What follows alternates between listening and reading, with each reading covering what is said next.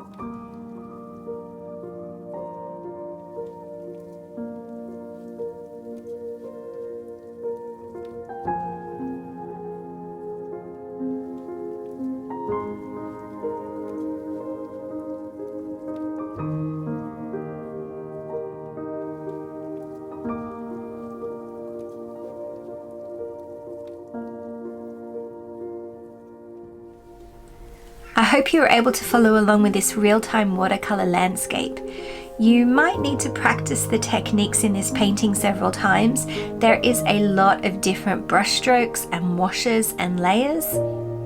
You can even change the composition of the painting by moving the boat or adding more boats. The choices are endless and exciting, so please have a good time with this and enjoy your painting. Thanks so much for watching today's video. If you have enjoyed it, don't forget to click the like button, and also while you're there, why not subscribe so that you can see more watercolor paintings when they're released. Thanks for watching.